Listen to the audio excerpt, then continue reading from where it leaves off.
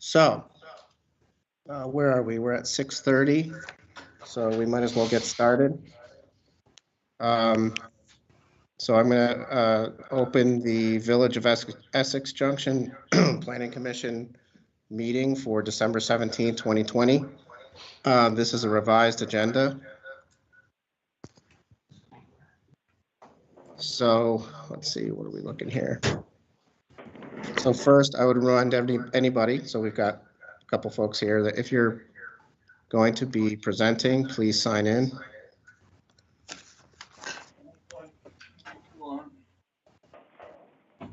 And Mike, I'm going to do this now before we move forward. So since you're going to be testifying tonight, would you raise your hand and repeat after me? I hereby swear or affirm that the evidence I give in the cause under consideration shall be the whole truth and nothing but the truth under the pains and penalties of perjury. I do. Okay. I do. I do. Excellent. All right.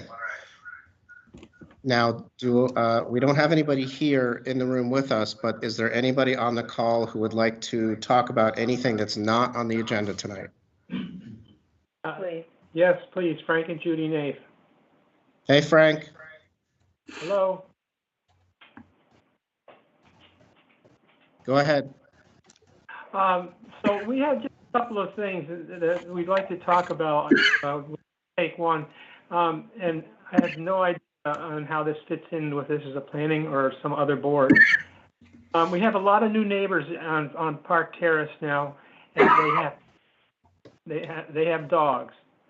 And there's no green space left on either of the two sites, the McGillicuddy site and the one that's under construction, for dogs' bathrooms. Get my point?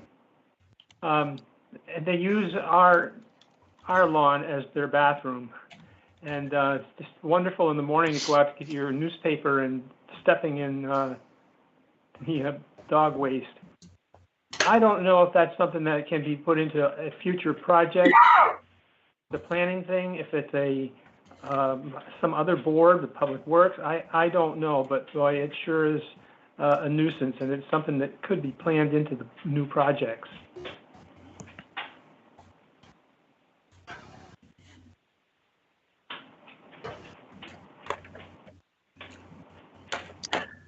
Okay. So, Robin, do you have anything that you would like to add to the discussion? This is an issue, not just for Park Terrace, it's an issue for the whole of the village, it's an issue for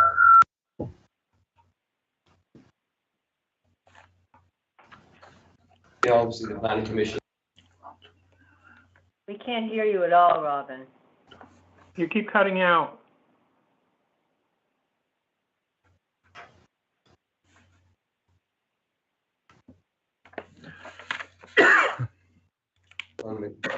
I'll try it. I'll take a shot at it for Robin.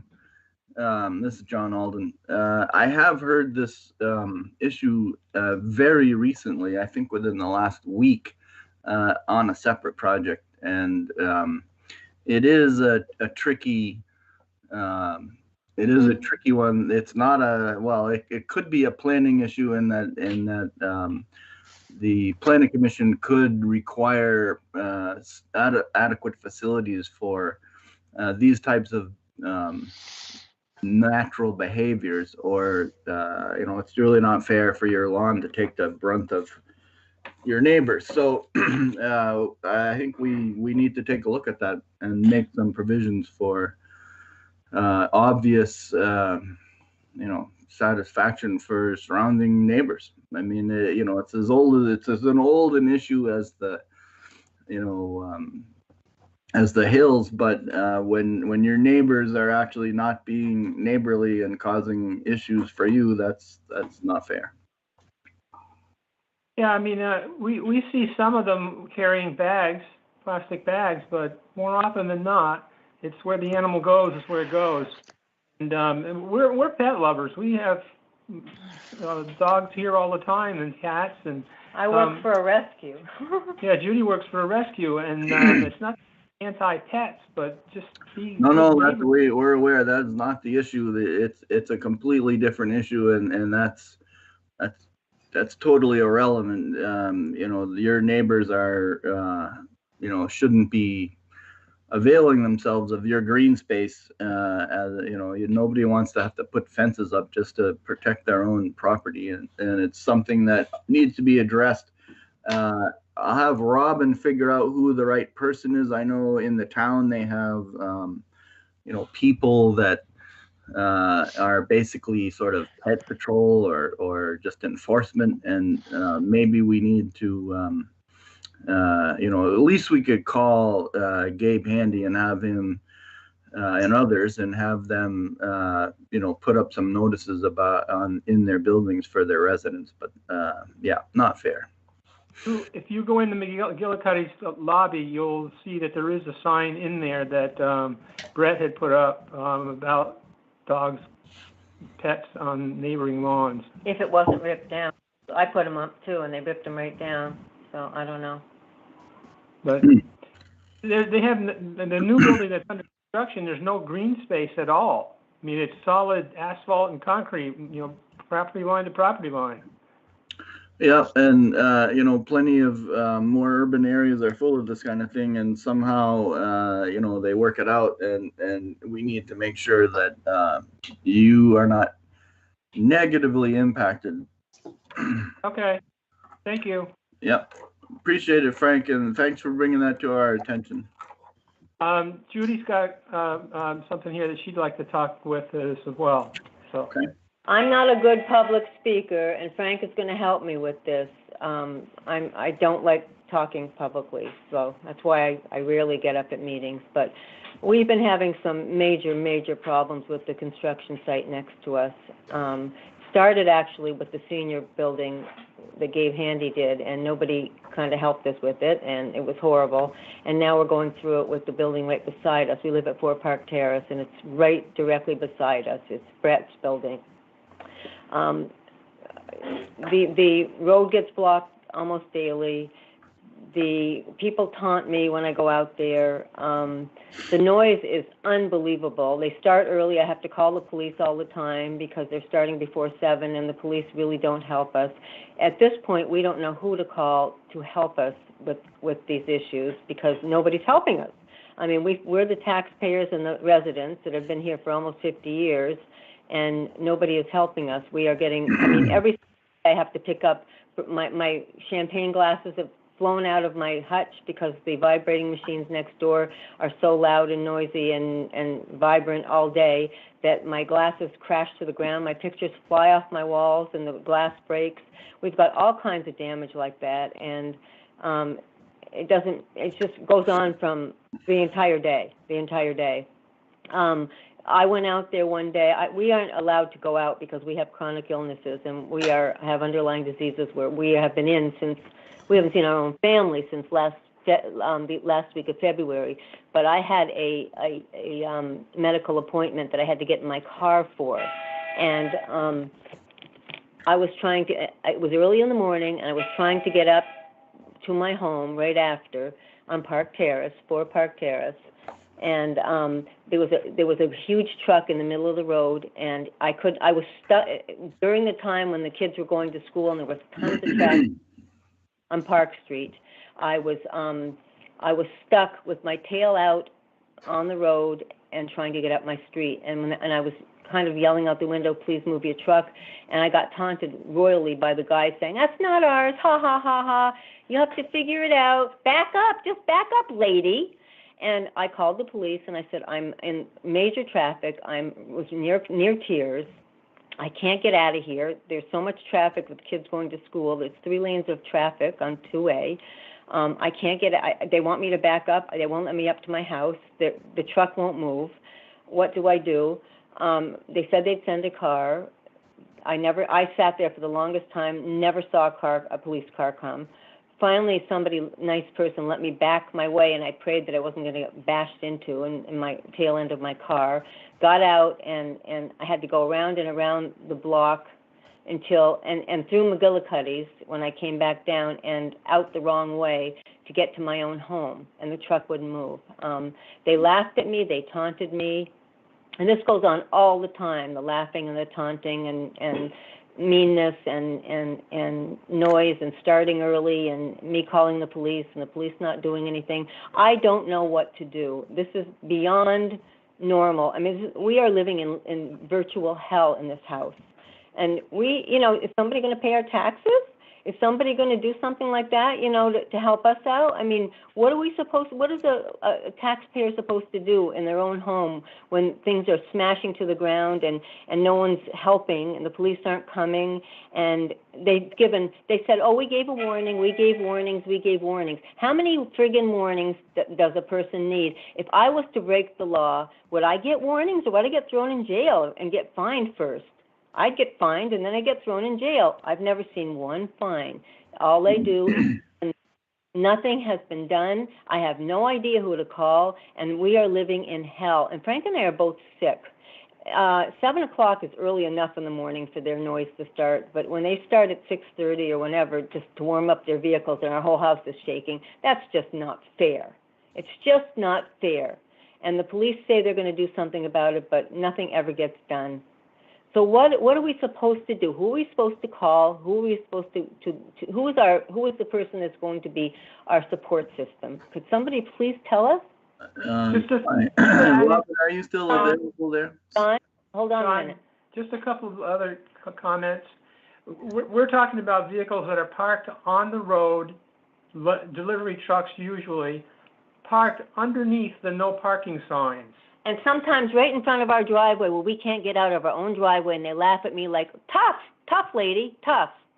That did happen. And we're also talking about 7 o'clock starts, but the actual time that we're starting last week was 6:15. But they had special permits to allow for closing the road last week, but nothing about the time. Whoever gave them the permit to dig early never informed neighbors. None of the neighbors knew that they were going to have construction equipment at 6:15 in the morning running. Not starting, running. I mean, the whole house shaking. It was horrible. So Robin, what do we, how do we get out of our own? Robin is the first enforcement officer or person to go to.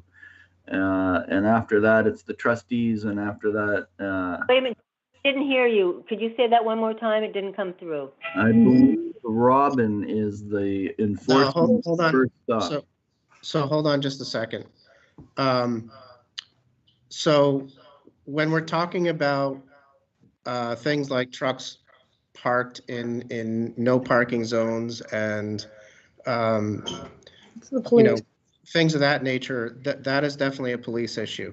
So you took What the about right. in front of our driveway where we can't back out and they're telling me, they're saying things? You took the correct action by calling the police in that instance. In terms of permits and things of that nature, then yes, that would come to the village office. But there's kind of two different issues here.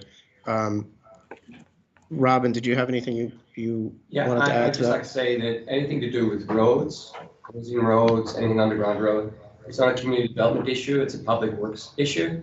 So those permits would not be issued by the community development department. And David is correct, if somebody parks in a no parking zone or blocks a street, that's a police issue. There's no enforcement in the community development department that would enable us to tell a truck to move or tell it where to park or where not to park. In terms of Robin, I had somebody blocking parked right in front of my driveway last week, and I needed it to get to a hospital, and I said, please move your vehicle, and they laughed at me, and they wouldn't move. I had to call the police. While I was there, the cops never showed up. It's terrible, Judy, but you know, that is a police issue, and as you know, Ed and Teach and the chief of police have been involved in this. I've seen some of the emails going back and forth between yourself, Frank, and them. And yeah. So who am I supposed to call, Robin, at 6:15, 7 o'clock in the morning? You? The Want to give me your phone number? The police are the ones that are responsible for responding, getting people to ensure. And when they don't respond, what do I do? Because I called the police. That's what I did.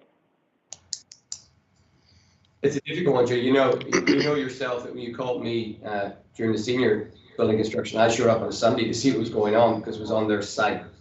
But anything off-site, anything to do with the public street, that goes into ordinance, not into planning and zoning regulations, which really control private property, not public property. Then it falls in an ordinance which goes to the police and administration. I'm not trying to dodge this. I'm just telling you. The police, it's very hard to hear you, Robin, but I did call the police because I was sitting in my driveway and I couldn't get out because that big truck was blocking me. And I asked them nicely. I was very polite. I wasn't mean. And they taunted me and they were nasty and they laughed at me and they told me just what I could do with it. And I sat in my car and I didn't know what to do. So I called the police and I didn't see any police officers show up. They said they did, but not while I was there. I can tell you that, and I'm not lying. If this is the wrong place for us to be talking about this, just say so, and we'll go to the trustees or wherever we should be going. Yeah, tell us what to We do. just assume that since we've been in contact with the planning office over other issues, that contact you first. Yeah, we have no idea because the police nobody's helping us. Nobody is helping us, and we are the residents of almost 50 years, and this is so not fair. It is Help not. us. Call. It's not fair. It's not fair. You're We all correct. agree. It's definitely something that needs to be addressed. I think the actions that you're taking are correct in calling the police. If I had a suggestion, it would be I certainly would mention it at a trustees meeting. I mean, maybe they have some ideas that we don't to help you. When is their meeting? And can we do this with them too We'll find that on the out. phone? Can we talk? Do they do it on the phone like this? Yep. Yes. Yep. All right. Well, we'll find out when it is, and we'll do the same thing because nothing is working. The police, nothing. But we're living in virtual hell. I got to tell you, every single day. The only days that we aren't is when I love Sundays because they're not here. I will email you and Frank with the next date of the trustee meeting. Thank you very much. Thank you. Just one more comment I'm looking at some comments here. Diane Clemens. Diane, do you just want to talk for a minute? Because you had a good. Sure. The NAF should call either Andrew Brown, the village president at this point, or Evan Teach. And if it's 6:15 in the morning, then it should be at 6:15 in the morning if the police are not responding. I don't have a phone number, but I did send him an email. Their phone numbers, I believe, are on the village page. If not, no Wi-Fi or no anything. I was just sitting there late for an appointment, so I didn't really have the time to look it up, but I will do that because Evan has been not helpful at all. I remember in the past, the previous manager and the previous village president had said, call me if the fireworks are getting out of line at 1 a.m. So, of course, I live in a slightly different neighborhood. So I would suggest that you start adding them to your call list. Okay. I have done that. I will look for home phones. I will look for their home. All right. Do visit them at their next trustee meeting. Thank you very much. I appreciate it. Excellent point, Diane. Thank you. All right. Do we have anything else on a different topic that's not on the agenda? Okay. Moving on. Robin, do you have any additions or amendments to the agenda? No, I just want to make sure that everybody gets in the form they have to sign. It was sent out with your packet. Did you all hear that? No. It's for the trustee members, or the planning commissioners. So we signed them in July or something. I'm not sure why we still have them. Anyway, I'll talk to you offline about it. We got them in our packets. We know we're supposed to sign them. Yeah, and my point was, The ethics policy, I mean, you can sign it and email it to me, or put it in the mailbox outside the village offices, whatever you want. So my most recent one that I signed is July 15th, 2020, when I was reappointed. So I'm just wondering why it's coming due again already. Maybe it was different for you because you were reappointed. Maybe people who have been on it, this is the cycle coming back up. People who didn't have to be reappointed, it's just automatic pilot when you were reappointed. Okay, so no other changes? Okay. Next on the agenda, what, I'm sorry? Minutes. Yeah, next on the agenda, minutes from the February 20th meeting. Anybody have any comments or changes that need to be made?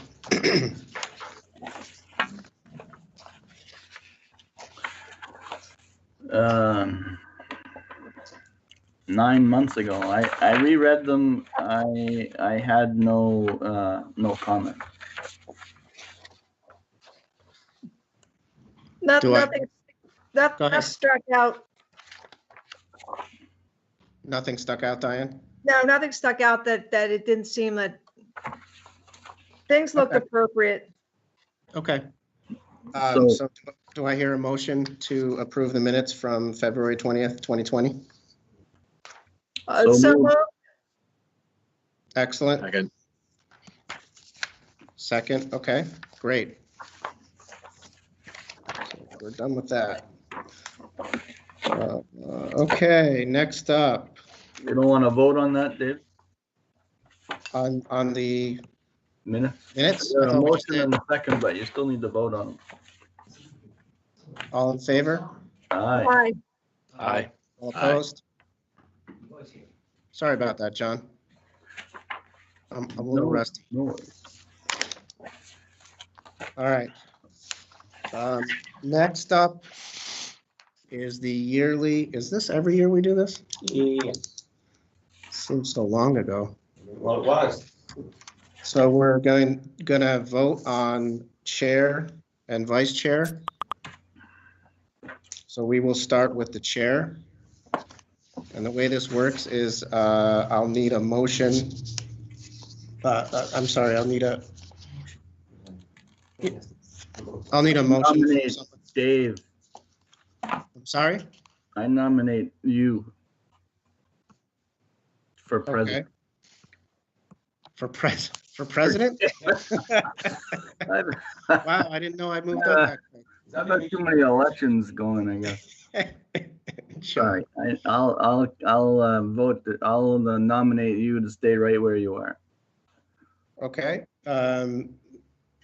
Let the record show that John Alden had a motion to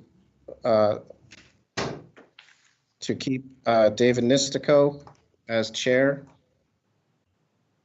Do I hear a second? Second. Do I, okay, all in favor? Well, are there any other nominations? Are there any other nominations? Sorry. Thank you. No. Looks like you're stuck. And I just want to be clear, if anybody, wants to nominate somebody else, they're perfectly okay to do that. I don't want, you're not, what am I saying, John? Help me out with this. Other nominations are acceptable. Yes. Okay. All right, so if there are no other nominations, all in favor? Aye. Aye. Aye. No. All opposed? Can I oppose myself? Is that possible? Congratulations, Brendan. Sorry, you're overvoted. You're overruled. Yeah, I'm overruled. Sit down, you're in the chair. All right, next up, we have vice chair. I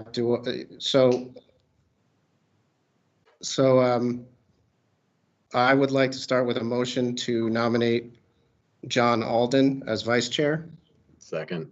A second, yeah. Okay. Are there any other nominations? No. All in favor? Aye. Aye. Aye. Aye. Aye. All opposed? Okay. All right, so things stay the same. I don't have to move my seat right now, which is great. Oh, that's right. No one's here but me. I'm here. Wait, are you actually at Lincoln Hall? Yeah. Do you think I have this flag in my office at home? And that beautiful Have color you got a scheme camera behind you that's on the wall? turned on so we can see that? I don't see anyone else with the camera that's actually on. Well, I just wanted you to all see my, my wonderful smile. Sure. All right, so on to the next portion. We have the public hearing, final site plan review for the removal of buildings 4 and 5 to construct a residential 4-story building with underground parking consisting of 24 one-bedroom units and 20 studio units at 15 Franklin Street in the MCU district by O'Leary Burke. So I'm going to turn it over to you guys. Now, are you going to turn, or how are we going to see you? They're going Oh, to you share are? their Okay. screen. Okay, all right. You got to stop sharing your screen and let them share. Do I need to stop sharing mine? You're good. Okay, I think we'll be good. I'm on now.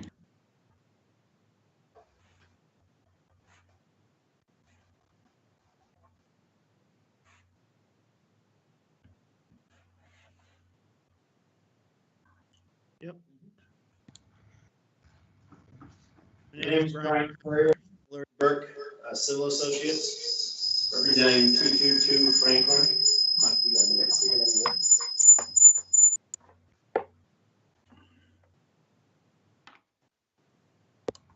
Can whoever's presenting please speak into the mic?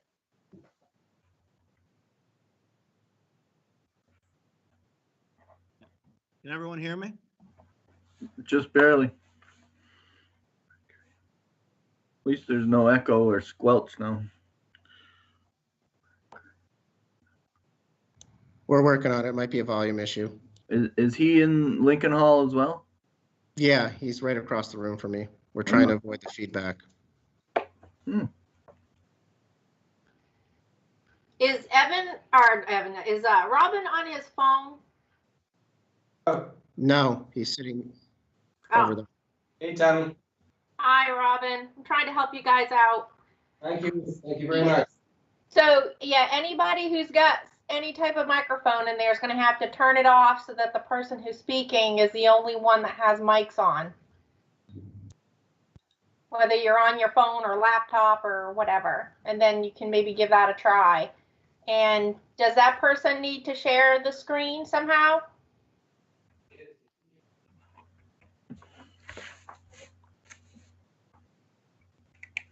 Can everyone hear me?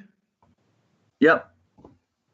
Okay, Just- so this is a proposal for a development, Riverside in the Village, located on Park Street, just south of the Five Corners. It's on a 27.85 acre parcel in the mixed use district. We are proposing to remove 2 existing buildings called Building 4 and Building 5. The proposal is to add a 36 space parking lot in a new 44 unit apartment building. The new building will be connected to water and sewer municipal connections. All the stormwater generated from the new building and parking lot will be treated on site. We are asking for a parking waiver for the new building.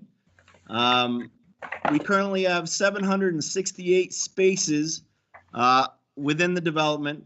695 of them are being proposed as part. So the total required parking for the development, based on the new units and what's there, is 768 spaces. Backing up a little, we are proposing 695 spaces. We performed a parking count in June of 2019 during a period of no vacancy, and the study turned out a required parking of 1.32 spaces per unit, which would require 584 parking spaces as part of the development by going by strictly the parking count. We're proposing, as I said, 695 spaces, so it's a net increase of 111 spaces further than what the parking count said was required within the development. The proposed building is proposing underground parking, 24 parking spaces, and it's very similar to the building just across the proposed parking spaces that's called Building D. You can see the proposed building is outlined in red and in a darker tan color. Hey, Brian. And the Building D was just approved in November of 2019, and this building basically mirrors that building. Hey, Brian, can I hold you up for a second? We're not If it's seeing okay any with of the things you're talking David, about. I would like to get into the staff recommendations for approval.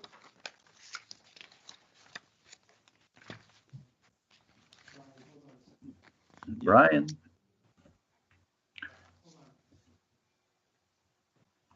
Hey, Brian and Robin, who's running the what we're seeing on the screen? Because we're still looking at an agenda, and you guys are talking about drawings. Oh, We have a plan on the screen. hold on a second. I know the issue. You, Brian, did you share your desktop or the file? Because if you share the desktop, they'll be able to see whatever you put up there. Okay. Ah, perfect. We got it. Brilliant.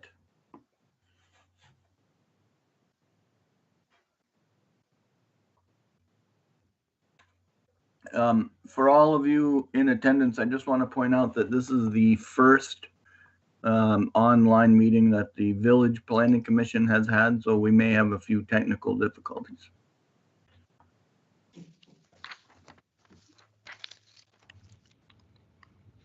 Okay, so moving into the proposed approval conditions, skipping all the way down to number 16, it says the applicant shall provide confirmation that adequate capacity exists in the existing sewer pump station to accommodate the increased flow anticipated as a result of this project.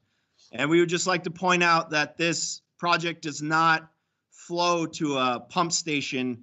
There is one located along Franklin Street down by the southern end of the project by River Street. But this particular building flows gravity to a concrete main that runs through the property. So we request that condition 16 be taken off, be removed.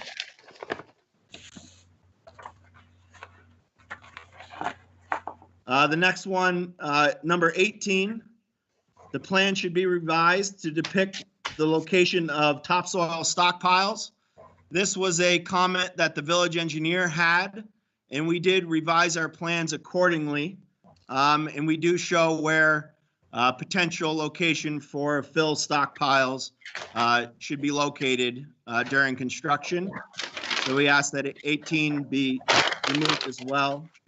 Number 19, we recommend additional lighting along the new sidewalk on the north side of the new building.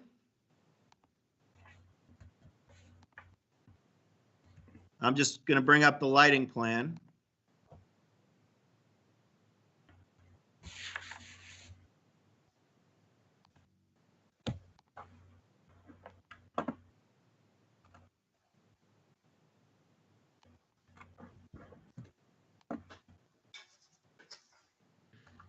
So if you can see my cursor, what's being recommended as increased lighting is along this northern sidewalk of the proposed building.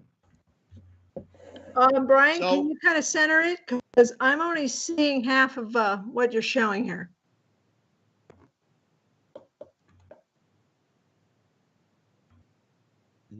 I think that's just what the plan looks like. It zoomed in a little.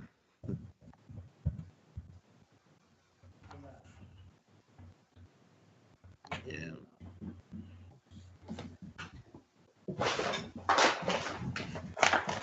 How's that? Good. Perfect. So the area in question is right along this sidewalk that's running just north of the proposed building. We have the lighting levels pretty low at that area, and the reason that they're so low is the first story units of the new building are, 8-10 feet away from the sidewalk. So it's our preference to keep the lighting levels low along the sidewalk to not interfere with the units on the first floor of the new building.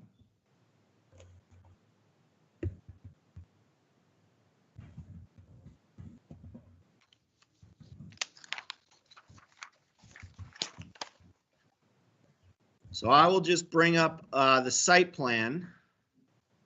We were looking at an overall plan right off.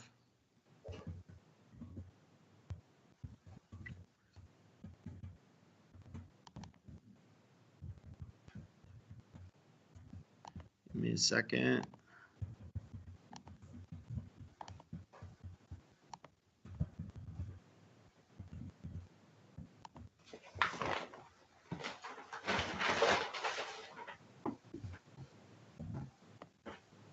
You see it?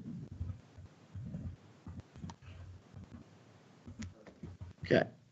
So the proposed building shown in a dark tan shade, the new parking lot and the new entrance ramp to the underground parking garage are all shown in a dark gray shade. The existing sewer connection is right where the old building was connected. The water service from the old building is going to be reused for this building. All the stormwater on the site is treated in the southern, just south of the proposed building, in a stormwater treatment area. I'm going to bring up an elevation of the building.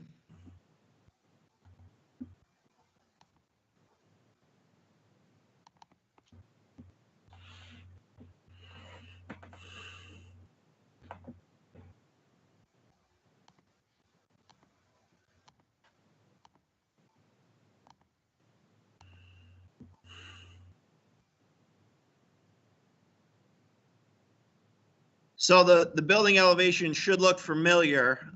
It's pretty similar to the building D that was just approved, like I said, in November of last year, and pretty similar to the other Riverside of the Village buildings. You want to talk about it all, Mike? Or? There's nothing.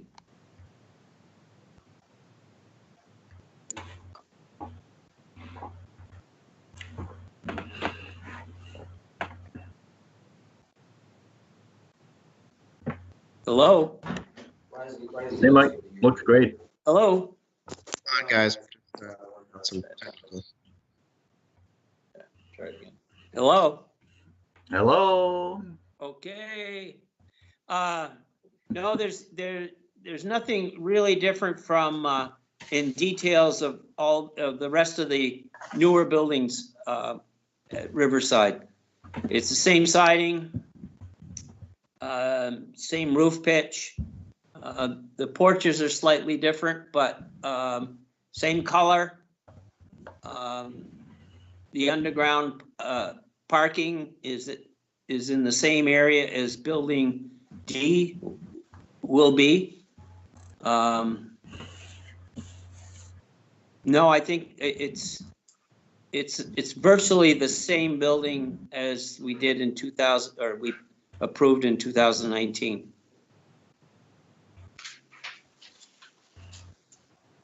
Thank you, Mike. You're welcome.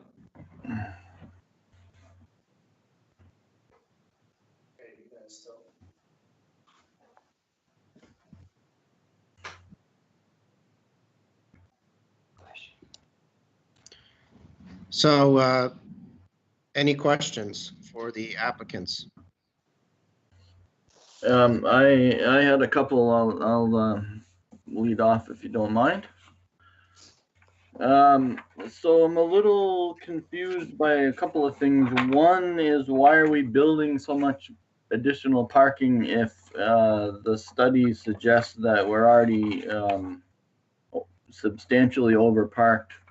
I can understand building the parking under the building because this is your only chance to do that. But are you building the surface parking to go with it because you feel like you need more surface parking, or what are you trying to tell us here? You're Hey, John, so the reason for the additional parking is a lot of the new buildings being constructed are one-bedroom units. And Yep. it's the developer's preference to give each unit a specific marked space.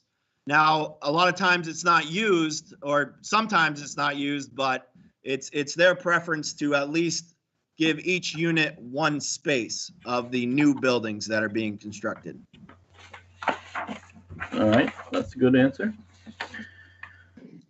And I'm also trying to understand the whole lighting thing. So you guys have lighting shown, you've got the foot candles shown, the village staff report suggests that there should be additional lighting, and I'm trying to figure out if that's is there a standard we're trying to meet that the plans don't meet, or do you just feel like there ought to be more lighting? And this is a question for Robin. John, the village standard is 0.2. You'll see the peripheries of the building that's met or exceeded. But when you get to the middle of the building, the side where the parking's going, the surface parking's going, it's 0.1 along a portion of that building. Yeah. The side starts at 0.6, then it comes down to 0.1, then it passes again to 0.2, 0.4, 0.7. So they go figures in black rather than the ones in red. So the ones in red are okay, and the ones in black right next to the building. So what have I got there? I have areaways. Are those? And the black ones do not. What are the boxes with the X's on them? Outside the building. Those are the balconies. Those are the balconies. And so is there lighting? Maybe this is for Mike. Is there lighting in the balconies that will supplement if they're on? And do you have a sidewalk all across the front of it? I would think that we'd want the sidewalk itself to be illuminated. I'm swayed by the notion that you don't want to overlight the spaces that might be being privately used, like the first floor balconies. But I don't know. I think we need to get to 0.2 there. Do you want to address that, Mike? He might be able to hear you from my microphone. The balconies along that north side do have lighting that's controlled by the tenant. So not necessarily all those lights are on at once. But there is a problem depending on, I don't know what the height of these lights are, but they certainly, if they're too bright, that first floor along the north side is going to be kind of bright. Yeah, and we don't. I we know don't they're want cut off. more light. I'm just thinking that I don't know, maybe a couple of well-placed bollard lights or something that's actually mounted on the balcony below the floor level that would not bother them if it was on.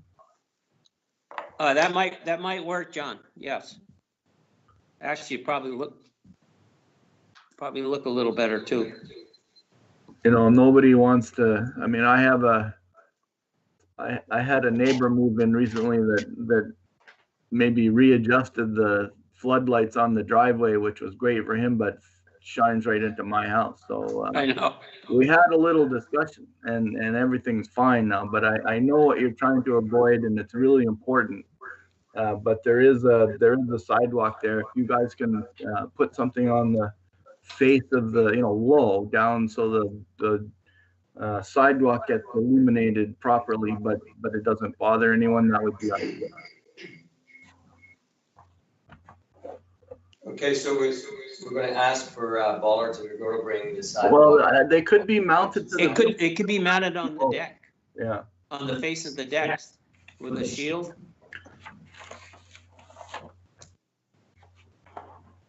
Yeah, and there's 3 24-foot decks along there. So I think, John, it's a good idea. We could put it off the. You may only need to do the middle one and maybe something on each end side of the west one, you know, to actually make the foot candles work. But if you want to balance out the facade, you may have to stick one on the other one too. It's up to you. We can do that. Yep. Condition, yes. I'll also say on the recommendations, staff recommendations number 3, accessible parking spaces to meet village code. I will just remind everybody that the state and federal requirements will also apply and will supersede the village code if they're more stringent. So we should just make a note of that.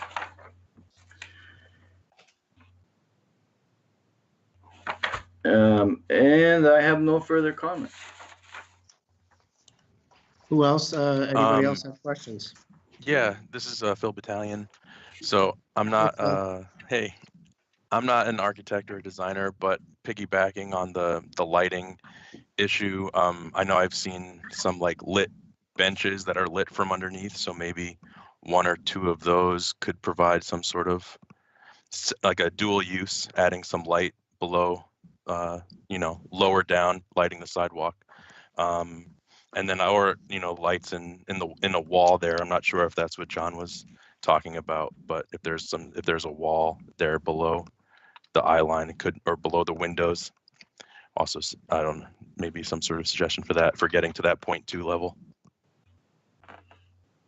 Yeah, so I think we have a few options, whether we pick a different light fixture on the pole mounted lights on the other side of the parking lot, or maybe a bollard light or some lighting on the wall. I think we can submit a revised lighting plan when we go to pull a zoning permit that just, you know, make sure we have at least 0.2 along that sidewalk, if that works for everybody.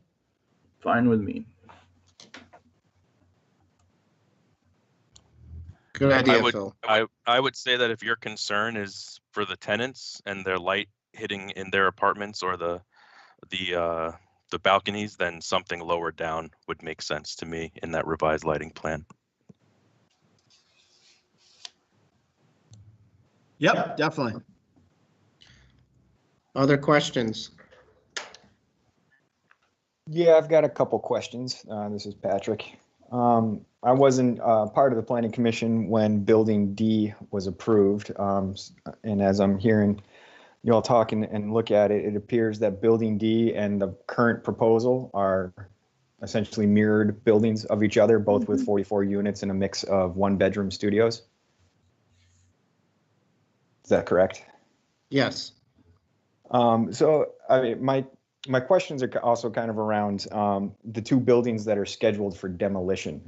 They are currently full of 2-bedroom apartments and being replaced by 1-bedroom and studio apartments. And curious, I mean, I understand you guys own and have developed all the buildings in this property area, development area, and have been, I don't know too much of the history, but I understand that buildings have been kind of scheduled for demolition. I was just curious if you could speak to if the current state of those 2 buildings scheduled for demolition and what necessitates them being completely demolished and why we're replacing 2-bedroom units with 1-bedroom studio.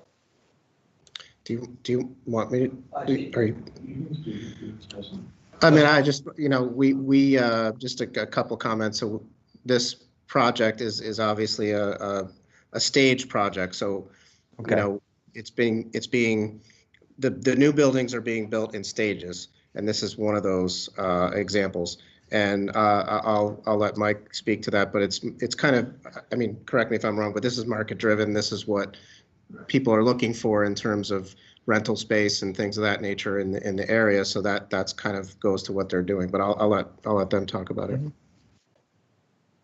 Well, I'll just add the building, the existing building was originally a dorm, and it had 4 or 5 bedrooms surrounding a kitchen living area. So years ago, when they were purchased, we went through them and tried to make them as efficient as possible. Mm-hmm. And we've come to the point, the buildings are old. They don't really work the most efficiently, with their heating and such. Mm-hmm. And the layouts, the demand today are layouts that we are building. And these buildings are just, they're 30 years old. And they're not efficient either in their performance or their marketability. So. Yeah.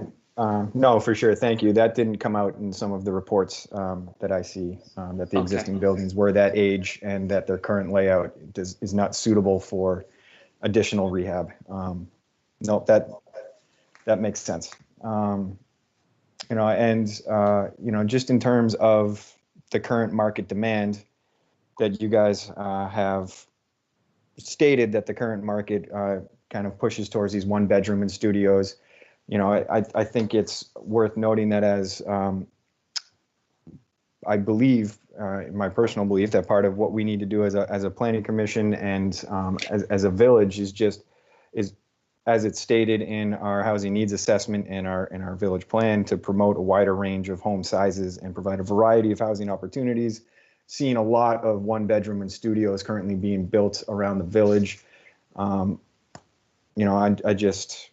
I fear saturating the market in that, and then 15, 20 years from now, as those individuals age and look for new suitable housing, it won't be there, and we're going to be kind of forced to demolish what we're building. So, I don't know if it's possible around constructing our architectural design. I'm sure you guys have already put a lot of work into it to get this far, but just in terms of adaptability, if we're building 1-bedroom studios, can the building be rehabbed in the future? Is there that opportunity to meet a market demand that might come in 10 years for 2-bedroom, 3-bedroom, potentially family housing that I would like to see more of built around the village?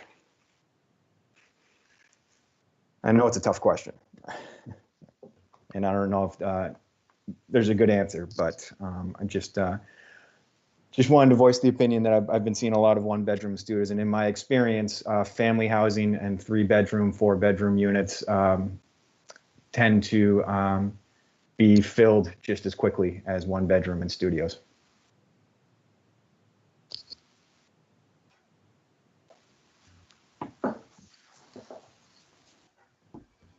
So, all right, thank excellent. you. Thank you, Patrick. Other questions, comments? Yeah, I have some questions. This is Diane. Go ahead, Diane. Okay, so I'll stay right up. Monday morning at 10:30, I went for a walk around the buildings and just to see how things were laid out. And I wanted to see what the parking was all about. I could see where the 24 spaces that what would have been with what was used to be Building D, or what will be Building D, that the only spaces that seemed to be open were the ones that might have been associated with that building.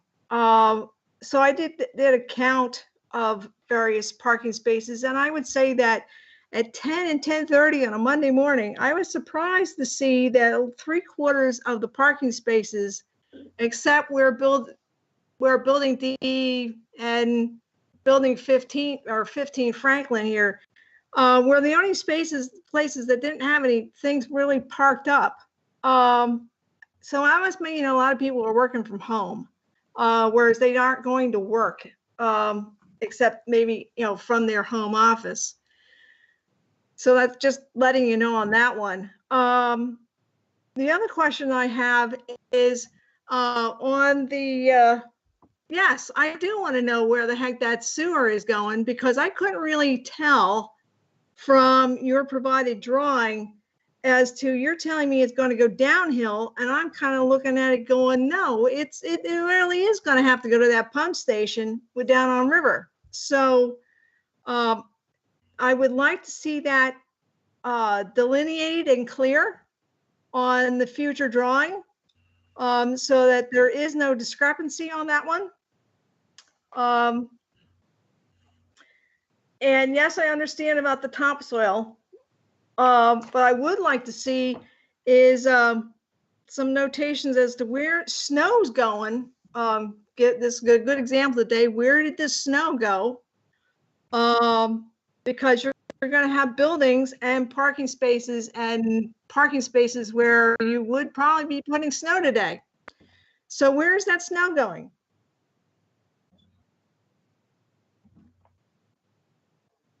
I have more questions. Did you answer that one for me, please? Okay. So there is some snow storage space on the south end of the building. There's some snow storage space along the existing driveway. And then as any, more densely populated area, you'll find it to be hauled to different spaces throughout the development.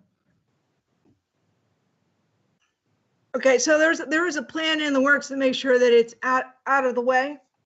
Yes, everything will be plowed. And okay. Yep. Do we want to have that shown on the drawings just as a general rule? Yeah, I can put a few snow storage areas. I can label a few. Yep. All right. Thanks, Brian. Yep. Excellent. Okay. Now, I did note that there is a bike rack on the diagram at 15 Franklin Street, but I did not see one for building D. I'm assuming there's going to be one. But if there isn't one there, it should be one. And speaking of bike racks, I would like to see a bike rack in that down below the building parking area, because that I see as being a requirement with the rampant bike thefts that seem to be in the village at the moment. It would be nice to have the renters to have a place to secure their bike, especially if they're not going to be using a car. Hey, maybe this is for Mike. Maybe it's for Brian. Is there bicycle storage or tenant storage spaces planned for somewhere? And is there bike parking underground? Because I think Diane's right. Normally, an outdoor bike rack is for visitors, and there needs to be some other provision for the actual tenants to have their bikes, or things that don't fit in there. I mean, you can bring your bike up to your apartment, but most building owners are trying to provide some storage space or something where you can put a bike and lock it up and have it secure. So we are thinking of, or we were going to add underground bike parking. You see if you can see my cursor, yep. There's an X'd off area underneath the building that isn't counted towards the 24 underground parking spaces. Yep. And that area has been reserved for bike parking, mechanical, and other things like that. There's some pretty ingenious bike racks that mount to walls and do other things that I've seen in a lot of apartment buildings. So maybe you guys can, look for some of those things. Yep. John, up in the northwest corner of the proposed building, you see a smaller X box? Yep. Yeah, that's reserved for that too. Nice. Yep. As you come down that stair tower, it's right at the bottom. Very nice. Thank you. Yep. Excellent. Diane, did you have more questions? I thought you might have had some more.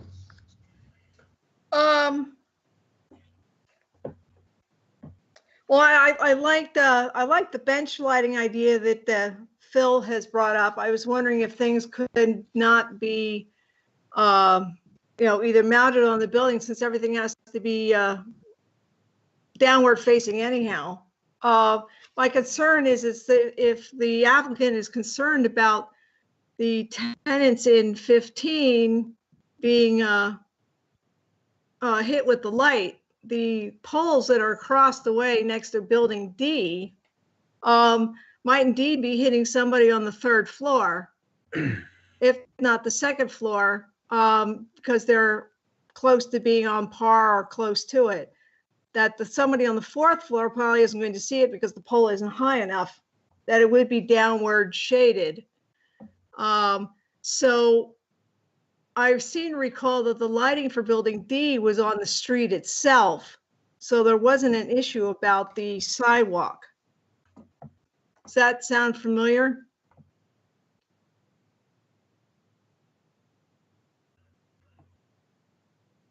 Yes, the poles for building D were on the northern end of it, were located in between the building and the sidewalk. So they're being directed away from the building. And the 2 lights being proposed next to the new parking lot will be down shielded. We're not really worried about, getting people in the 2nd story. We were more worried about the illumination along the sidewalk for the 4th story ground floor folks.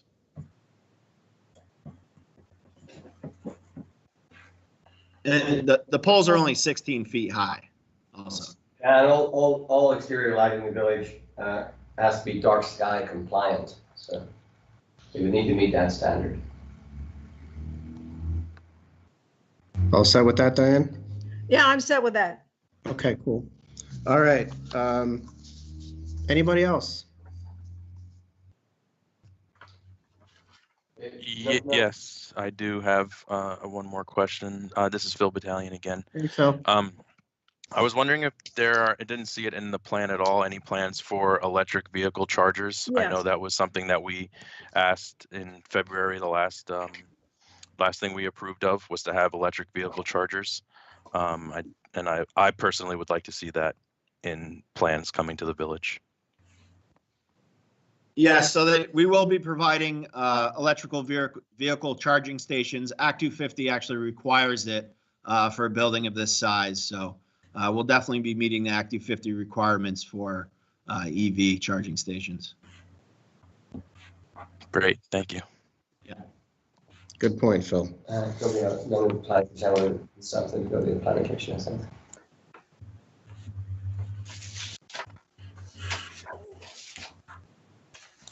Any other questions? Okay, Robin has something that he would like to Yeah, read. as a landscape architect, I'd just like to raise the fact that looking at the landscape plan, I don't think it meets the 2% requirement for the land development code. And you can see in the staff report, in the recommendations, I recommend that if they don't meet the standard, anything over and above what it costs them to meet the 2% standard, you come to the village for landscaping in the village center district. And for those of you who are newer members, this is something that we started doing, how long ago? Couple years? Maybe 5 years. 5 years ago. Mm-hmm. So I think it's a great initiative, and it helps with some of the tree planting and things that we like to do around the village. So yeah, and with the connector road, the V-Trans standards, although complete streets is one, another one that seems to contradict it is the amenity standards that V-Trans have. And they will not provide funds for benches or trees along the connector road. So we're really looking for funds to make up the difference between that and what V-Trans are going to give us for the connector road. We do have a landscape plan for the connector road in place that's been seen and approved by the Tree Advisory Committee. So we're working towards getting funds to enable that to happen. Yeah, we're fine with that. We've done that, as Robin said, over the last few years for some of these buildings, so that's fine. Excellent. All right. Does anybody have any other questions for the applicants? Okay. At this time, do I hear a motion to close the public portion of the meeting? Have we heard from the public yet? Was that a request for I'm public sorry, you comment? know what? I didn't even see if there was anyone else on. Hold on, let me just check. I can't see everybody at once, so my apologies. Is there anyone in attendance that would like to ask a question of the applicant? And I'm not sure I see anybody here. I'm going down the list. I don't believe I see anybody. So I'm going to, All right, again, I'll make a motion to close the public hearing. do I hear a second? I'll second. Who's that? That was, who just seconded? Was that Patrick. Patrick? Thank you, Patrick. All in favor? Aye. Aye. Aye. All opposed? All right. So discussion time. You guys can probably turn off your mics at the very least. I mean, you want to be able to see stuff. And I don't have any further discussion. I was ready to make a motion based on the 5 or 6 points that we have raised, and but if anybody else has more to talk about, I'm happy to wait. yeah, I mean, you know, I'm kind of with John on this. We've been watching this project for a while now, and it's actually been very well, in my opinion, very well done and planned out. So I actually don't have any more questions at this time either. But if anybody else wants to talk about anything, please. Just a quick question, David. When you say you guys have been watching the project for a while, are you speaking specifically to this proposal or the entire development?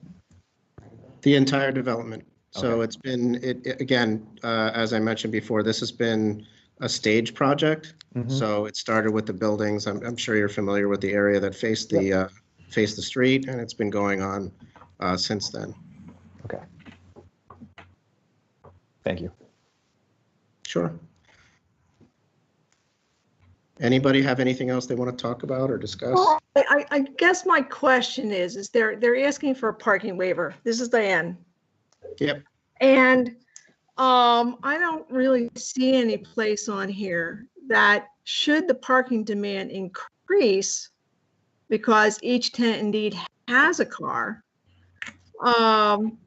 And knowing people will only walk a certain distance, that having XX spaces at either end, I can't see somebody at this unit, number 15, walking all the way down to 9 Fuller Place at the senior housing, where they might have a few spaces to grab a space on a daily basis. Although it'd be great for their health, I'm just kind of wondering that if indeed the parking waiver isn't sufficient, okay, that it indeed needs to be altered because parking demand is increased, that should we have something in here that says that they need to meet demand if it appears?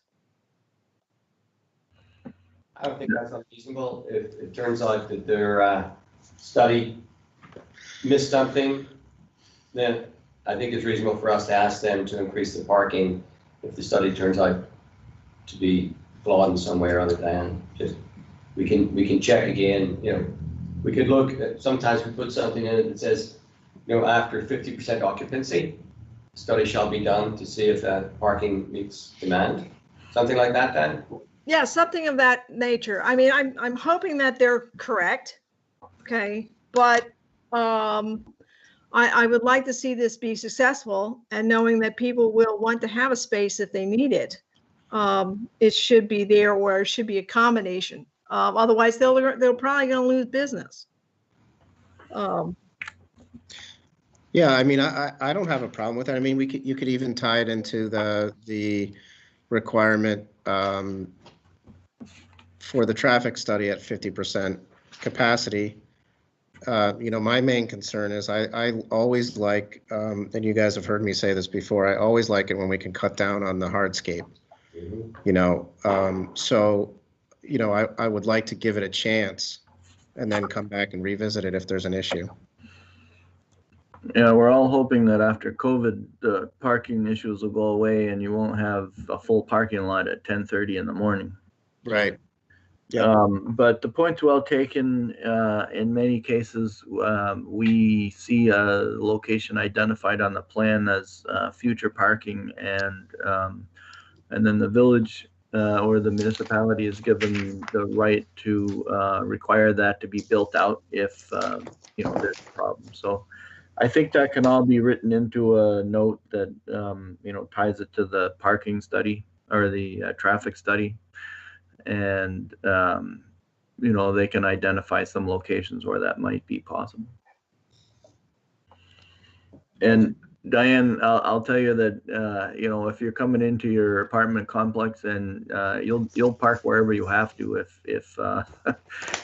If your spots are full, you'll just keep going till you find one. So well, I understand that, John, but they have parking spaces that actually have numbers on them. It's not just free form anywhere. You actually have an assigned space.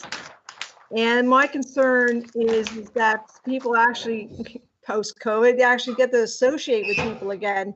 And they might actually have people over, and they'll need parking spaces because their friends are visiting. Yep. Good friends. So I mean, in all seriousness, I've been in apartment complexes where it's like, here's my designated space, and it's parked up, and here's my designated space for my visitor if I have one, and that one's also parked up, and I worked for somebody, and I was supposed to park in their space. Well, they didn't have a car because they were blind. I was the driver, so there should have been a space for me to park. So human nature being what it is, how far will you go? Or will you start taking the handicap spaces? Although I will say that in my visit, those handicap spaces that were full had tags on them, and people were doing an excellent job at allowing the people who needed them to be in them. Yeah, it's a good point. Go ahead, John. Well, we're constantly trying to balance over paving against real demand, and so those are all great points. I think what we're trying to do is provide for some flexibility. I would love to see a plan that actually had designated visitor spaces or something that weren't numbered and weren't assigned to a particular unit, and some way to know where those were, because there will be visitors and there will be times where, for whatever reason, that the parking is a crunch. So I think visitor spaces, I'll ask them to call them out more clearly on the plan. Scattered throughout, whatever. But I think our job is to say, they've done a study. They've shown that the current parking demand is, well below what they're proposing. Yes, the mix of unit types is slowly transitioning to more singles and studios. In most of the projects that I'm aware of and that we've done, the one space per unit is a minimum. It's just, there may be people that have no car, but there may be somebody with a friend over. So it's all going to balance out. Our job is to make sure it's flexible enough to be able to accommodate a changing need in the future if that becomes necessary. Yeah, that's my concern is that as the economy is of such that even though these may be studios and one bedrooms, that doesn't mean that there aren't two people living in that unit. And those two people might each have a car. So making the assumption that there's only one car per unit may not be a reality, because having kids that are looking for apartments, I can see how there would be two people living in each of those one-bedroom apartments. That's why the study is done, and that's where you come up with a, you know, overall load, and the overall loads that are in the parking manuals now are all looking at shared conditions and staggered times and who's at work and who's not, and it all comes out in the wash. Nobody's saying that you won't have a problem at some point. What we are saying, I think, as a planning commission is, tell me what your plan is for when you have a problem and make sure you can accommodate it. At the end of the day, their interest in satisfying their own parking demand is much greater than our desire to make sure they have enough spaces. They need spaces to satisfy their clientele, or they'll have trouble renting. So we're also, this is one of those projects that falls in every, you know, ding, ding, ding category you can imagine. It's on a public route. It's on a transportation line. It's close to walking to downtown for everything, downtown Essex Junction. It hits every bell and whistle you could imagine for clustered and concentrated development. And you got to trust that, you know, that is a good thing, and that people aren't going to have lots and lots of cars. This is a special place. It's in the village, you know, within the village center, and you need to make sure that you can be aware that it's not suburban. This will not behave like a suburban location. If they wanted a suburban location, they're going to go farther away from Five Corners. Yeah, I think those, you both have valid points, and I think that's why, and to, you guys may not have heard this, but Mike and Brian just mentioned that they do have designated visitor spaces in their parking lot right now. So, and you know, I think we can put the proposal out there that we don't want the hardscape. We want to try to do without it. But at the 50% occupancy, we take a look. Hey, John, I'm just thinking, when we approved Autumn Pond, they had to show an area where they'd increase their parking provision in the future if it was necessary. It might behoove us to ask this applicant to do the same thing, to modify the plan to show an area that could accommodate increased parking if their study showed to be flawed, or if that's what I'm saying. Just show us a, you know, potential parking area. But I got to tell you, most of the studies that are out there now about transportation are suggesting that people won't own cars. They're not going to be something that you have, you know, 2 and 3 of sitting in your driveway. It's just not going to be like that. And you know, as little as 5 or 10 years, you won't have a personal vehicle. Yeah, it's especially if you live in a relatively concentrated urban environment.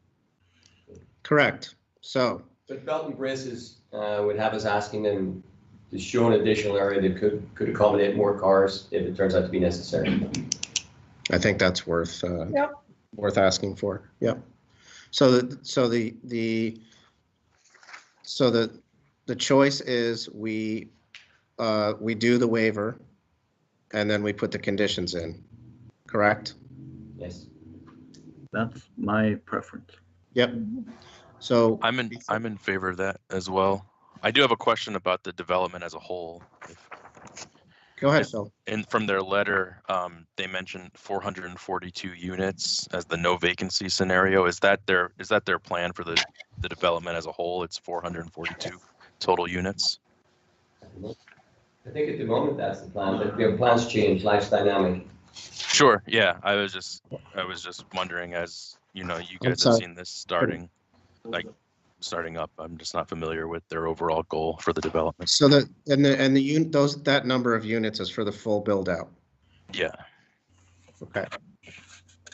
All right. Good question. All right, so what we need to do, if there are no other topics of discussion, is we need to get a motion on the waiver for the parking first.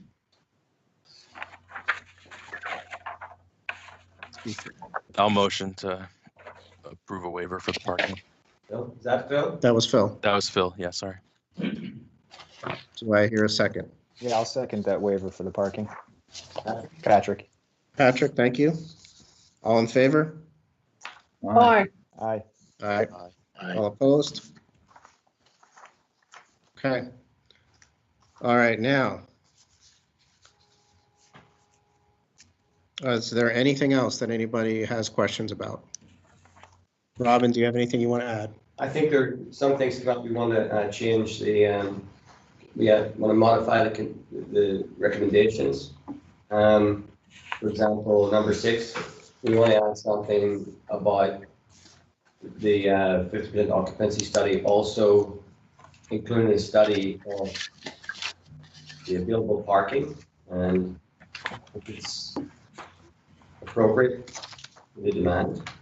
And, you know, and we could also tie that into the fact that we're asking them to show, before they get their zoning permit, additional space for any parking that may be needed once the study's done. Correct. That sound good to everybody? Yep, that sounds good. Okay. Yep. All right. Okay. Also, my pet one about the landscaping, 2% landscaping. Isn't that one already in there? That's number 11. Just wondering if we need to beef it up, but I think it's fine. No, I think it's It's fine. pretty straightforward. We need to recognize that number 16 and number 18 have apparently been satisfied, which I will check number 16 with the village engineer just to confirm. Okay. yeah. So I'm fine leaving them in there as written, and you know somebody can just check them off that they're done, and we're fine. Yep. Okay. Number 19, we talked about adding additional lighting low to the ground to bring the sidewalk up to the required 0.2 foot candles. Yeah. Yep. Yep.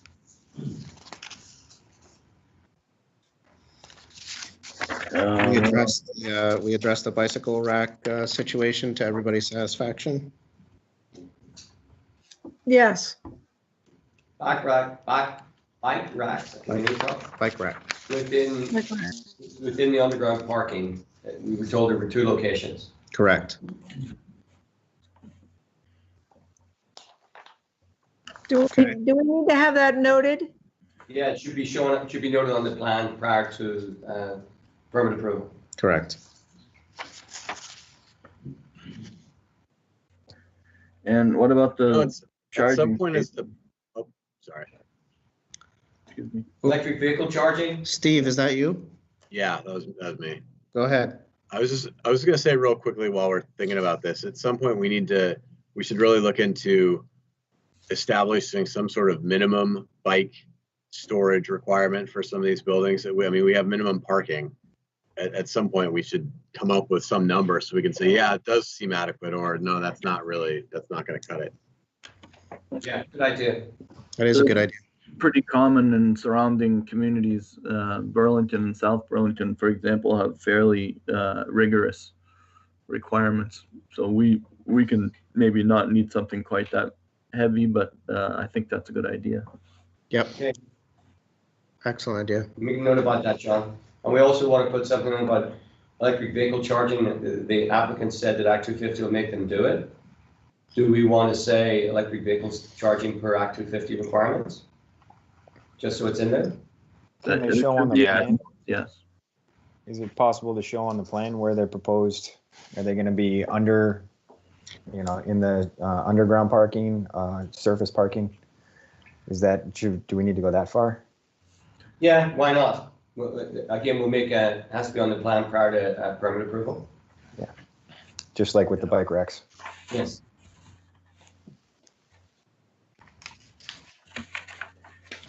Is that everything? I have the one more on Staff recommendation number 3, just expanding the accessible parking spaces to meet village code, state and federal regulations. Sorry, John, I wrote that down. In your resume. I forgot. Thank you. Yep, okay.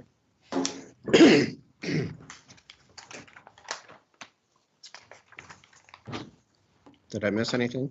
Did we miss anything? That's everything on my note list.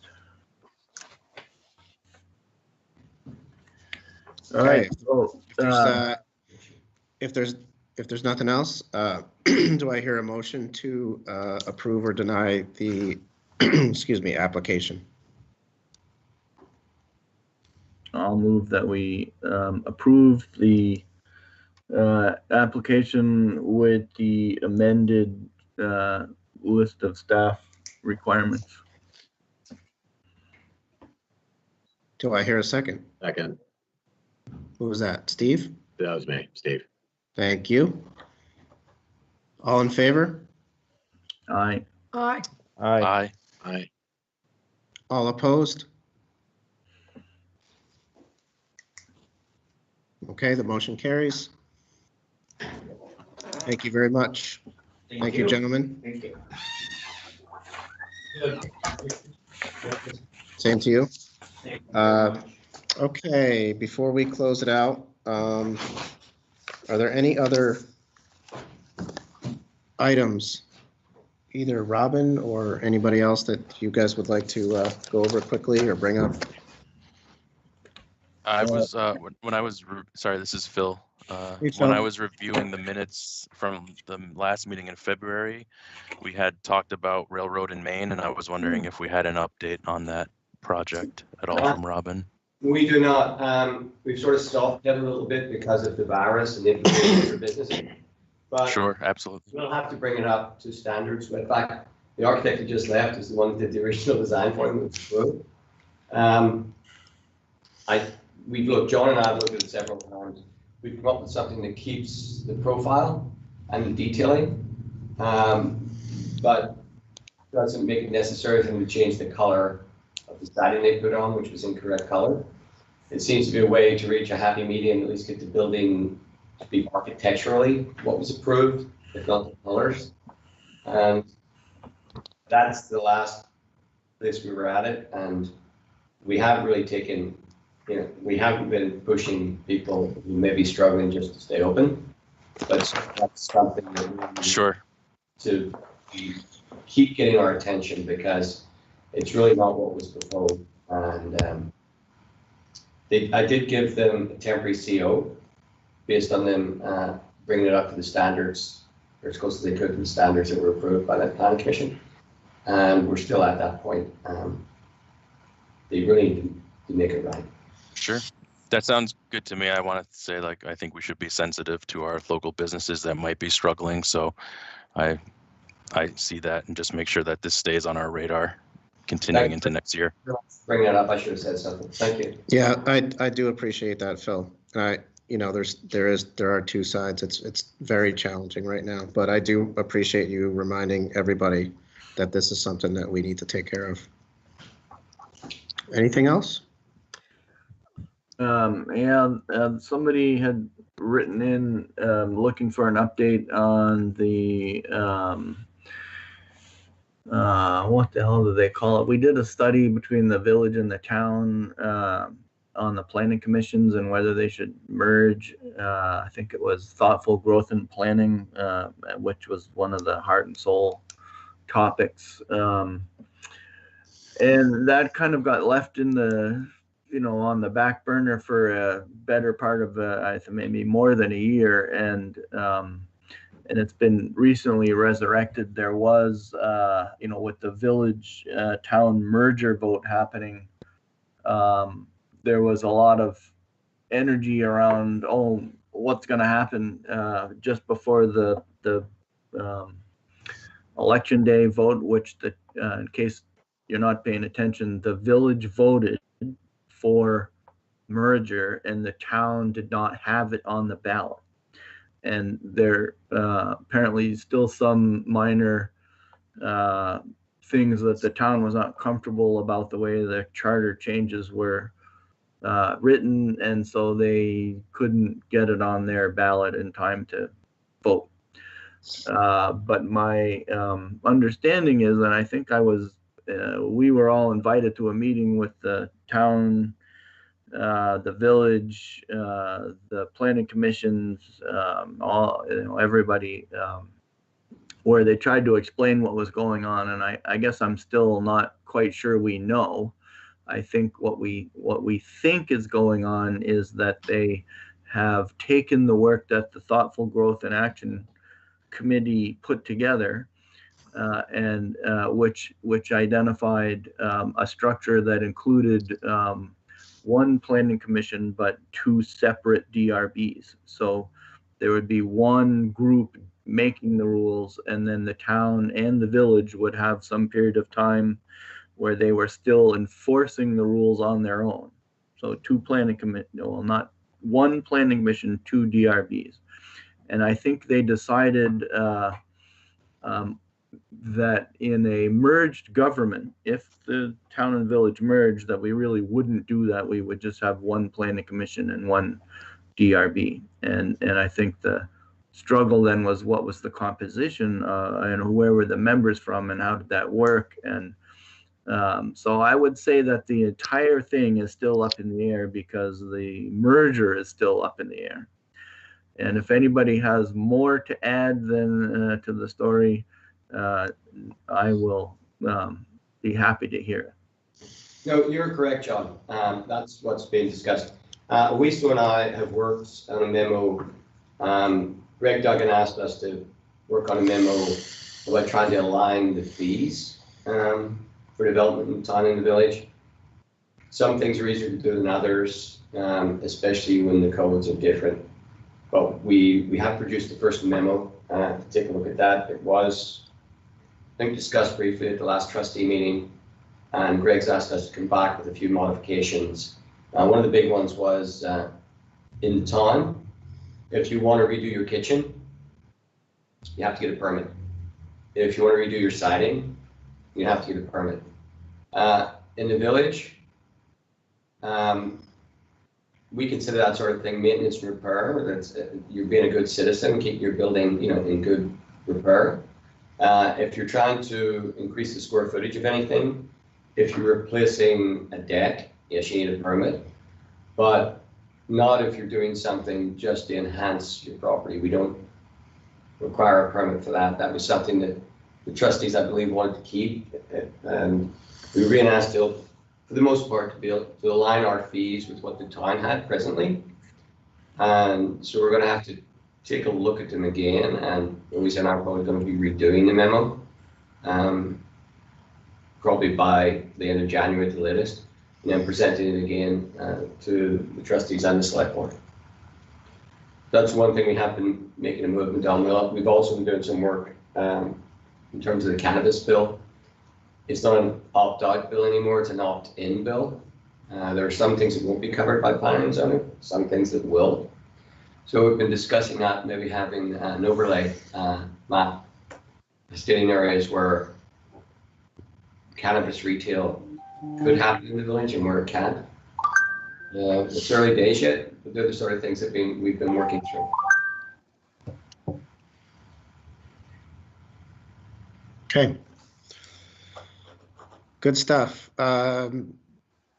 Anything else anybody has to talk? I'd like to mention a couple things, if that's all right. And maybe Sure. this is more of the part of the meeting. Patrick.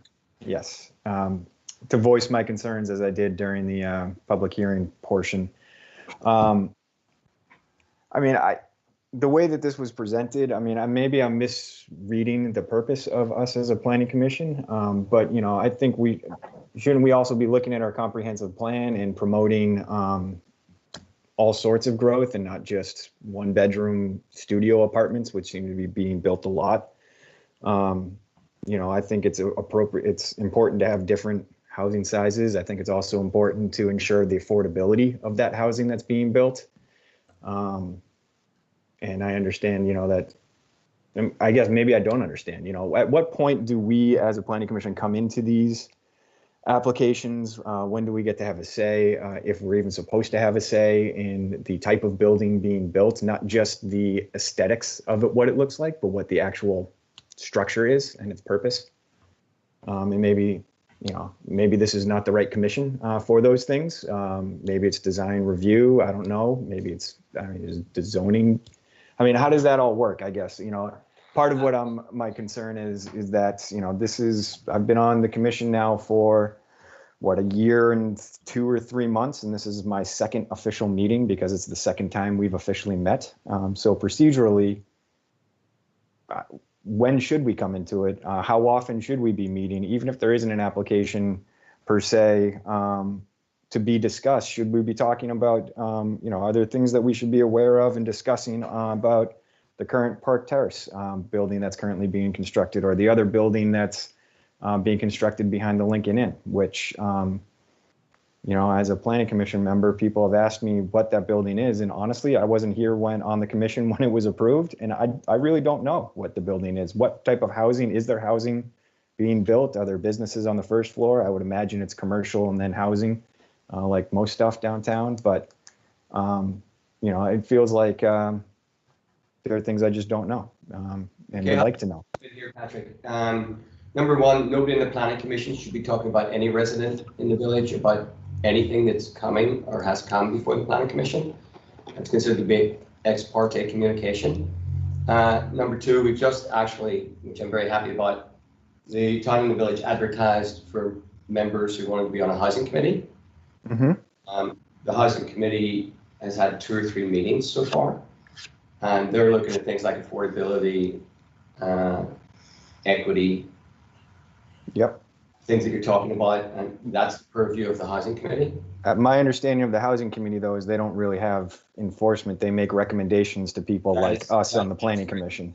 They do not have enforcement. Like Right. most committees in the town and the village, they're advisory, just like the tree advisory committee and other committees, like walk committee as well. We do not have any design review anywhere within the village center district. This development you just saw is not in the village center district. I should say that to the rest of the planning commission, you and I exchanged 3-4 emails over the last week. Yes, I had some questions, and thank you for answering them. It was very helpful. And a lot of that is because, we haven't met, and I feel like I'm a bit, to an extent, out of practice, and maybe another orientation. Yeah, certainly. Anytime you want to do it, I'm happy to do that, Patrick. Again, in the village center district, it's a designated village center, which brings some benefits to property owners. If they want to improve a historic building, if they want to make it more accessible in terms of internet, IT, bringing it up to modern standards, there are grants available for a portion of what that would cost, facade improvement, etc. We didn't think that really helped with new construction, so we overlapped the village center district with the neighborhood area designation exactly. Mm-hmm. What that does is it gives an opportunity for someone building a new building to avail of certain benefits. Number one is if they meet the standards of the neighborhood area designation, they don't have to go through Act 250. Right. Their fugitive natural resource review is $50. So there's a savings there. One of the things they have to do if they avail of that benefit is that 20% of the units have to be affordable at the 80% median, I believe, whether they're for rent or for sale. So that covers the whole of the village center district, which is the only district in town that has design review standards as well. Okay, so I guess, through some of our conversation, our emails back and forth, Robin, I got this sense that these projects, when they come before us, are pretty much done deals. So why, if we have a housing committee now, should the housing committee have reviewed this and made a recommendation as to whether or not approving a development of 1-bedroom and studios is appropriate? Was formed, number one. Yes, they will review it. Anything that comes in to the village offices goes to the police, the fire department, the village engineer, public works, stormwater, and obviously the community development department. we review the plans based on the village code. And it's not something, that you can make changes to on a night on an application. The planning commission obviously are here to review the plans based on the village code as well. As you saw tonight, there are some things that either were missed or maybe something that the commission wants, such as the type of lights or bench with lights, or electric charging stations, Right. and parking bike racks. But you said it's a done deal. What we try to do is and sometimes these applications might go, and I don't exaggerate, 10 or 12 times to the village engineer before they're deemed to meet the land development code standard. And we present you with something that meets the land development code standard. Okay. You're the ones that approve it, but you're approving it based on the land development code, as I said in the email to you, not value judgments. So that we're all held to the same standard, and we really can't discuss it as a planning commission other than at a warrant hearing or meeting, and that has to be a public meeting, and that's by statute from the state. And it's also anything we do here, the land development code, the municipal plan has to also be approved by the Chittenden County Regional Planning Commission, and also by all surrounding communities. It's something that was set up by the Chittenden County Regional Planning Commission. It's called the Planning Advisory Committee.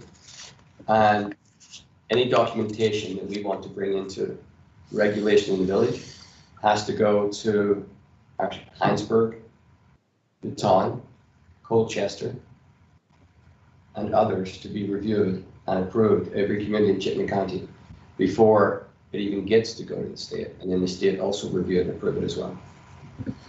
There's a lot of hurdles to clear. But in terms of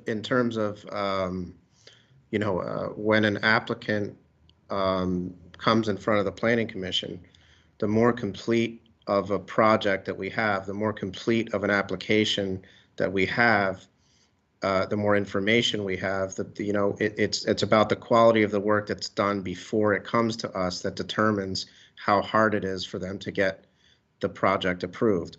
And trust me, everybody that's been here for a while can think of a couple of projects that were disasters, that they had to come in front of us 3, 4, 5 times because they didn't meet standards. So that's part of the process too, and that is up to Robin to make sure that that applicant is prepared with the right information before they come in and waste our time. Yeah, and what David was saying, we did find that happening, so we're more stringent on the front end. They have to clear everything that myself, other departments, and the village engineer see on their drawing that it's in the land. No, and that's fine. I see Diane has her hand raised. Okay, but, so I was waiting for an opening into the conversation. Patrick, your point that when does the planning commission intercede? And it's at the land development code, which Robin, by the way, has put up to the trustees to include monies for the next fiscal year to review the land development code once again. Okay.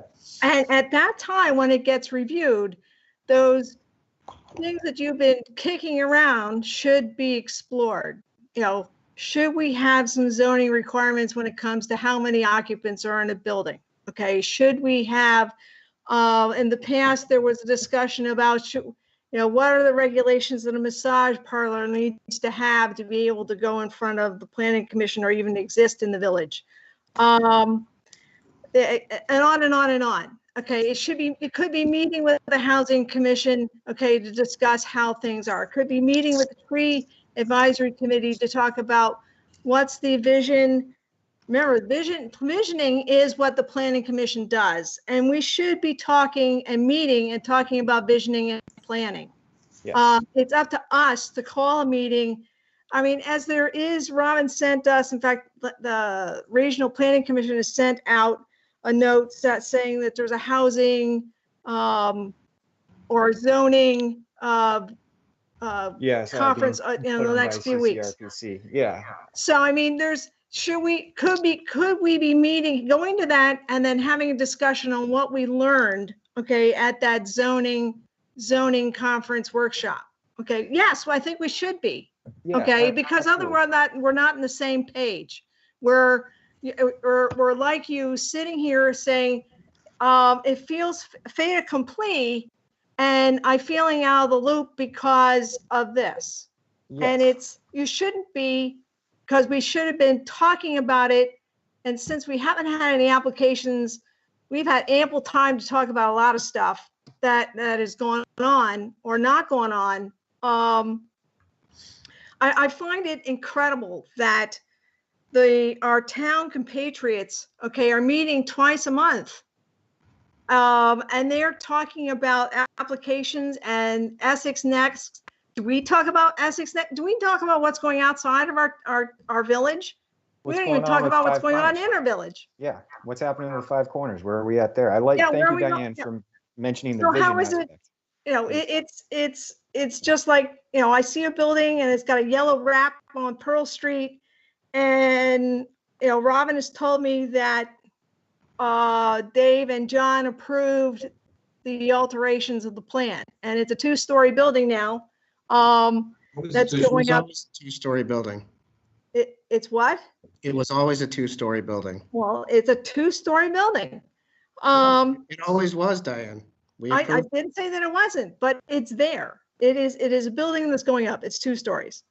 Am I allowed to ask what that building is? Just like I'd like to also know what the building behind Lincoln Inn is as well. I mean, are there places on the website I should be going to that has that information? Do I have to dig through minutes of years worth of, well, it might not be that tough because there's probably only like 5 meetings, but I mean, is this the wrong place to be having this discussion, I suppose? And all the information is available online. It's also available in the village offices if anybody wants to see it. Anything that's happening was approved by the planning commission. So okay, so are those questions about those 2 buildings they're not able to be answered in this venue, or? Well, what do you need to know? What are they?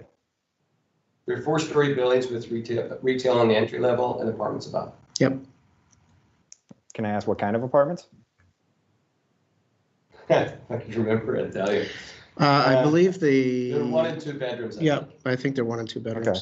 I mean, and I just want to again thank Dan for saying that vision part, and I think that kind of goes back a little bit to what I'm almost kind of asking is that when these applicants come forward, it sounds to me based on what Robin, how you explained it, and everybody has talked, is that as long as somebody makes a proposal and meets the land development code, we'll allow as many people to build 1-bedroom apartment buildings and studios to fill the entire village.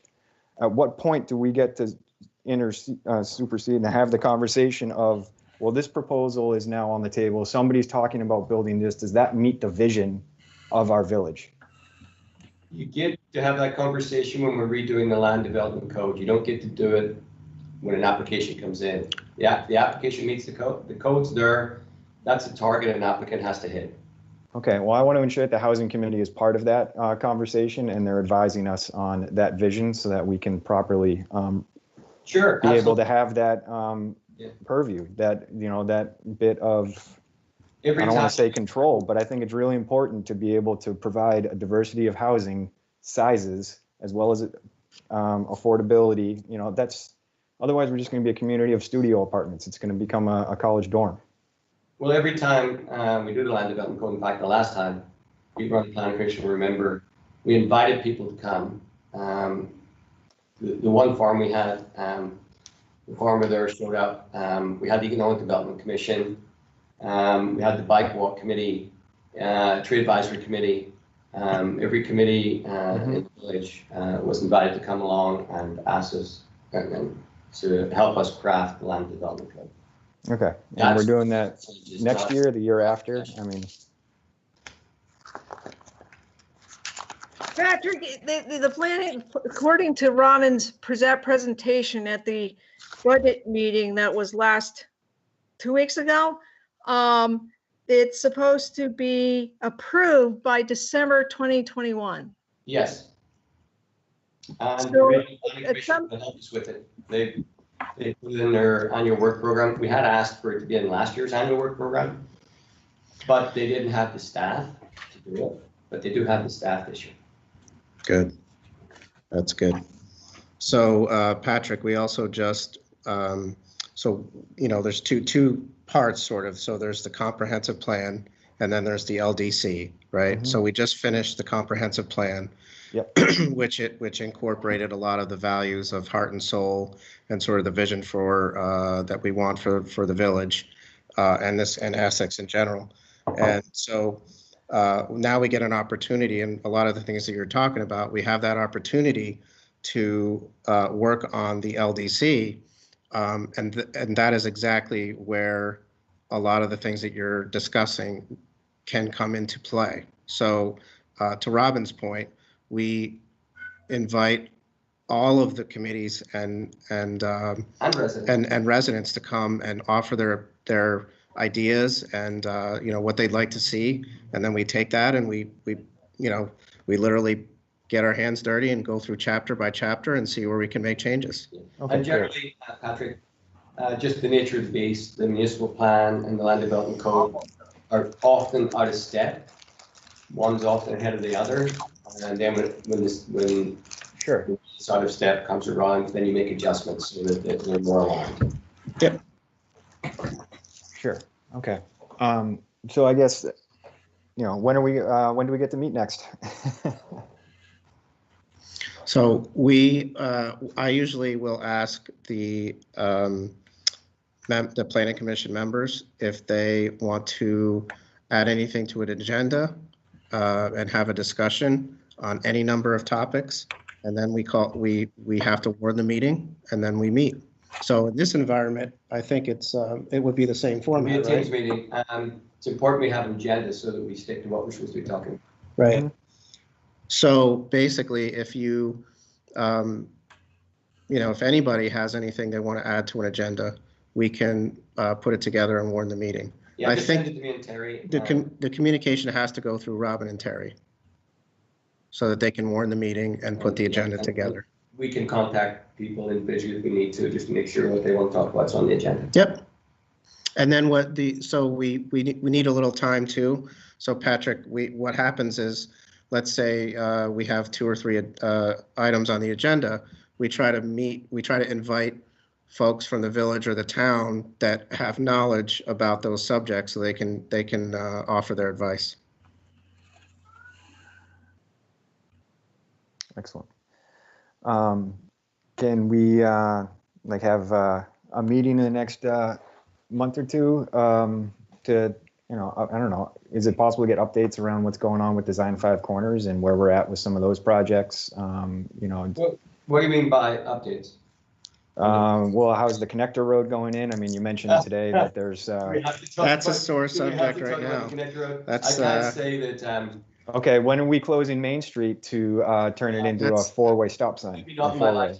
How are we doing with the paving of that? Certainly would be. Oh no, it'd be grand. It would certainly be after the connector road's in. The Regional Planning Commission and V-Trans have said, once the connector road is in, we're going to have to do a study, even though we know what's going to happen. Do a study to show what the benefit would be of closing off Main Street. In terms of the connector road, all but one resident agreed to the connector road. There's one resident that we need a very small sliver off their property because it's a federal project. The property that we need an easement over, had to be appraised. A number was given to us. That figure was offered to the property owner. They rejected that. We have been going around in circles. It's in court. And the court said we had to get a group of commissioners who were experienced enough to review the necessity of the road. The resident isn't really objecting to the necessity of the road because they had their own engineer come in and redesign the road to be less on their property. So they're still saying, yes, the road should go in. But there has been, how do I put it, objections to some of the commissioners that were selected. So we've been going round in circles. One commissioner gets knocked out, another one gets proposed, one gets knocked out, another one gets proposed. We're hoping in the next week or two. Another problem is that they change the judges every so often. So the judge that was on the case was rotated out, another judge came in, who isn't as familiar with this. So we're working our way through that. Once we get through this, and we're hopeful, because all the studies we've seen say, yes, it's needed, and it makes a big difference to the village centre.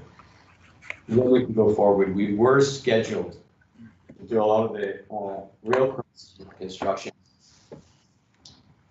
late autumn, late spring, late summer, early autumn. That didn't happen. That couldn't go through because there was one right-of-way clearance we didn't have.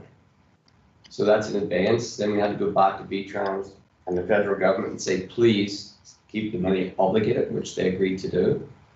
But we're a bit adrift at the moment, but we're still trying to push forward to get everything moving somewhere.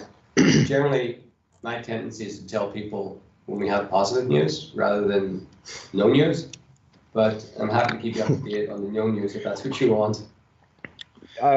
Yeah, I mean, just, timeline updates here and there are always nice. It's sometimes hard to be guessing Well, to know I what's think, going on. I think that's something we can include in a just an agenda line item in a meeting. Sometimes I can't give you information because it's in the court system. And maybe some of the information would be something that an opponent could use. Yeah, but And that's fine. I mean, just to say that it's still in litigation is great. I mean, just to kind of know that it's, to Phil's point, Phil brought up the railroad and Maine situation. Those kinds of reminders are great.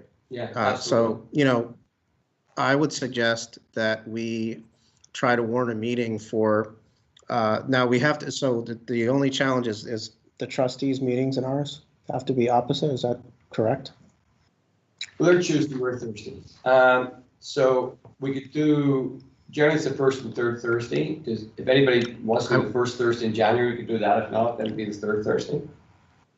I think the first Thursday, well, we're only a couple weeks away from the first Thursday, the first. Well, why don't people think about it? Email me and Terry, see if we can get a consensus, whether it's the first or third Thursday. I don't mind either way. I feel personally that in order to get a decent agenda together, if we were going to warn a meeting, it should probably be the third. Yeah, because that's right. Sorry, we the have third to think about Thursday. The time frame for warning as well. So my suggestion would be to send your, we'll kind of let you guys, there may be a lot of topics at first, but we'll have to narrow it down to take small bites.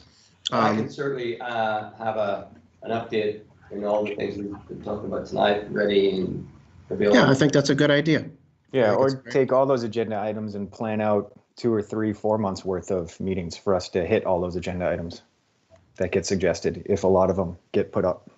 Sure.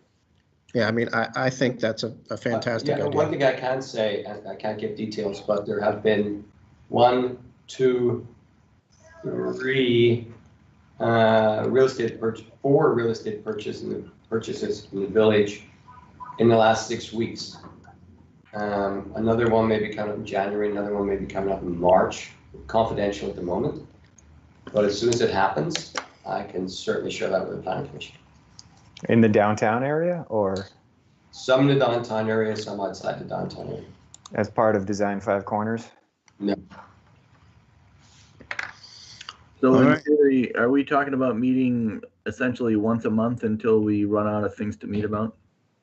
Whether we have applications or not, we're talking about planning meeting once a month. We can do that, and there also may be applications February, March, but yes. I think that's a good goal. I mean, I think that's a fine goal. Yeah. I can't say I had a telephone conversation with the owners of Autumn Pond about redevelopment of amber lanterns. They have not come forward with an application or anything more than an initial conversation, but that's something that may be coming down the pike at some stage. Years ago, when that project first was proposed, there was a phased upgrade of the entire development. So that's not unexpected. They probably just needed time to see how it was going to work out. Yeah, one thing we should remember is we told them in the decision, I remember the weirdest things. that if they redeveloped Amber Lantern, they'd have to redo the road in completely.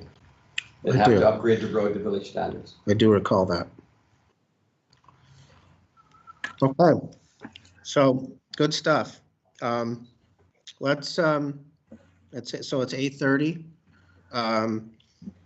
Very good meeting, and send your ideas to Robin and Terry, and we'll warn the next meeting for the third week in January. Thursday. I'm sorry, third Thursday in January, and go from there. So do I hear a motion to adjourn? Yeah, I'll make a motion. This is Patrick. Second, Adjourn. John. All in favor? Aye. Aye. All right. Thank you very much. Thank you, everybody. Very merry. Yeah, Thank thank you. you guys. Happy Happy holidays.